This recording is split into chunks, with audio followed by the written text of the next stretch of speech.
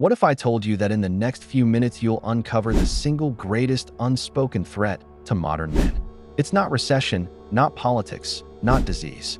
It's something far more insidious, quiet, methodical, and perfectly legal. A process unfolding right now in homes across the world. A process I call the digital eraser. By the end of this, you won't just see its terrifying patterns. You'll know how to build a fortress around your identity. This is about being systematically deleted from existence. But first, let's travel back, not to a courtroom, but to the dust of ancient Mesopotamia. When a king or noble fell from power, his enemies didn't just kill him. That was too simple. Instead, they executed a punishment more devastating. His likeness was gouged from palace walls. His decrees shattered into dust. The goal was absolute. Make it as though he had never walked the earth. To rip him from history itself. Because they knew the deepest death isn't of the body, but of the memory. To be erased from the story of your people is a cruelty worse than execution. For centuries, this ritual was reserved for traitors, tyrants, and the disgraced. Today, it's no longer the punishment of empires. It has been democratized, digitized, and now, the executioner is not a king or senate, but a spouse. Meet James, a software engineer. He thought he had a good life with his wife, Sarah. 10 years of memories, thousands of photos, videos, messages. Until the eraser began. The first crack was subtle. A shared album in the cloud, once overflowing with photos from Iceland and Italy, looked emptier. James searched for a picture of teaching his daughter to ride a bike. She shrugged. Must be a glitch. For a man who built systems for a living, he accepted it. That was the hook, and he swallowed it. This was the pre-eraser stage, what I call digital gaslighting. Small, deniable deletions, not just removing data, but eroding trust in your own memory. You feel a flicker of confusion. I swear that was there. But you dismiss it. You don't want to seem paranoid. And that's the trap, the joy of a digital life quietly twisting into dread. The emotional whiplash is brutal. One moment you scroll through a feed of family vacations, the algorithm delivering curated joy. The next, the cold shock of absence. Memory says it happened, but the official record says it didn't. That contradiction is the weapon, and here's where it gets relatable. How many of you have felt that knot in your stomach? A text message vanished, a photo missing. A memory erased not from your mind, but from the record. You tell yourself, don't overthink it. It's like hearing a creak in the floorboards at midnight. You tell yourself it's just the house settling. But what if it isn't? What if it's the first sign that someone is moving against you? Silently, patiently, deliberately? To understand why this works so well, we turn to psychology. In one experiment, participants watched a simulated car crash. Some were asked, how fast were the cars going when they smashed into each other? Others heard hit. Those who heard smashed not only estimated higher speeds, but later remembered broken glass that never existed. A false detail implanted like a seed, and it grew. Now imagine that, not in a lab, but in your life. Your phone, your cloud, your social media are the external hard drives of your memory. When someone alters them, they're not deleting files, they're rewriting your past. When Sarah deleted James's pictures, she wasn't just erasing data. She was performing a live Loftus experiment, with her husband as the subject.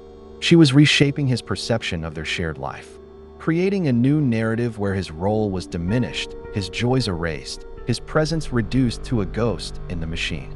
It undermines the core of what you know to be true. And James isn't alone. Take another man, Mark, a history teacher who spoke of the Library of Alexandria with sorrow. He never imagined he'd experience his own library burning. One folder, one password, one account at a time. Mark's unraveling didn't start with shouting matches. It began with a password reset. First, he was locked out of the shared Amazon account, then Netflix, then the joint email they used for bills. Each lockout explained away. So many hacking attempts lately. I'm just tightening security. Plausible. Innocent, until it wasn't. Mark, who taught the tactics of siege warfare, failed to recognize the siege in his own home. She was building her new archive while methodically burning his. This wasn't carelessness, that IT was strategy.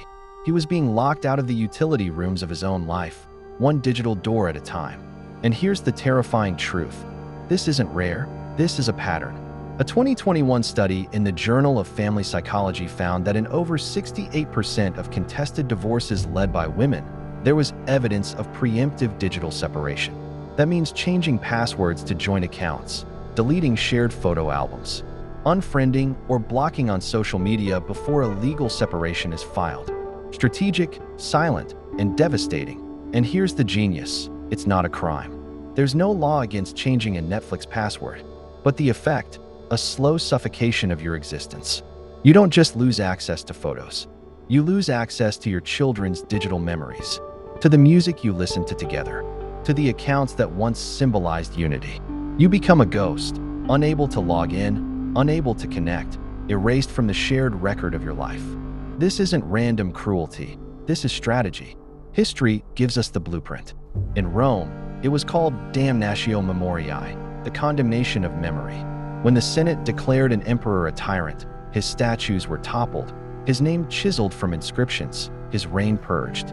Entire families were painted over in frescoes, faces scraped into blank voids, erased from existence. Emperors like Geta suffered this fate. His brother Caracalla had him murdered, then launched a campaign to delete him from history. Busts with Geta's face were defaced, paintings with his likeness scraped, official records rewritten. This is not ancient history. It is the same blueprint, only digitized. The Erasure is the 21st century damnatio memoriae. Except now, it's not the state wielding it. It's your spouse, and the chilling part? It often begins long before the divorce is official, while you still share a house, a bed, a life.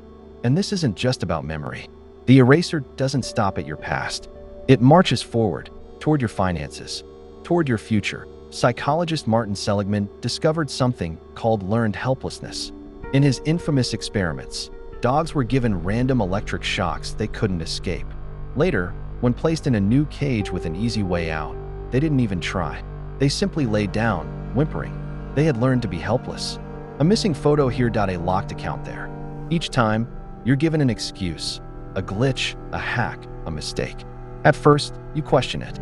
You stop fighting. You accept the deletions as normal.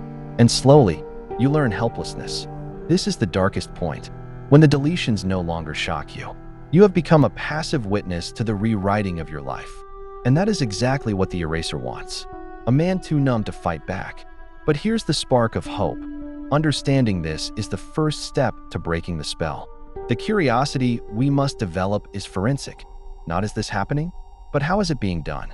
And how do I protect myself? You must stop being the victim of erasure and start building your citadel. The journey so far has been a descent, from the joy of shared digital life, to the shock of the first deletions, to the psychological proof that memories can be altered, to the cold statistics showing this is not rare, it is systemic. This is not paranoia. It is reality. The Erasure doesn't stop there. Next comes the true kill shot, the systematic dismantling of your finances, but to obliterate your ability to recover. And that, gentlemen, is where we're heading. If the Erasure of your past was a psychological siege, the financial Erasure is the storming of the gates. This is where deleted photos become empty bank accounts, where missing messages turn into foreclosure notices. It's not software anymore. It's hard, brutal, economic annihilation. And most men never see it coming until the gates are already burning. He sees joint finances as a symbol of unity, of trust. But to a wife preparing for divorce, they're not symbols, they're weapons. Legal, clean, and devastating. This isn't about splitting assets in court. Successful, wealthy. For 15 years, his income flowed into the joint account. His wife Lisa managed the day-to-day bills. She had her own small savings, her shoe money, he joked. What he didn't know was that Lisa had been executing a financial raid so cold and calculated it would humble a Wall Street predator. She started small, incremental increases in automatic transfers, disguised as rising grocery bills. She shifted her salary into her private account, while using the joint credit card for all household expenses. Quiet, unnoticed. For 3 years, she built her war chest with glacial patience, siphoning away his hard-earned wealth under the mask of normal family life. The hammer fell on a Tuesday. David's bank called. A massive tax payment had bounced. He logged in, expecting over $80,000. The account showed $41.17 gone. When he confronted Lisa, she didn't flinch. I'm protecting myself, she said coldly. You've been emotionally absent that a woman needs security. At that moment, David wasn't just betrayed, he was bankrupt. And yet, the story feels disturbingly familiar. How many of you work harder than ever, but somehow feel poorer? How many get vague answers when asking about savings or bills? That's not financial incompetence, that's phase 1 of the Erasure, financial obfuscation. Financial obfuscation is the fog of war. She stops discussing money. Questions about savings are met with deflection, irritation, or tears. Why don't you trust me? Becomes the shield. Slowly, invisibly, you are blinded. You're the CEO locked out of your own company's financial reports. Phase 2 is asset relocation. Lisa's shoe money was only the beginning. It grows into a war chest, sometimes disguised as household expenses, sometimes hidden in crypto wallets, where a seed phrase, 12 random words, becomes the map to a fortune you'll never touch. Money buried digitally, beyond any court's reach.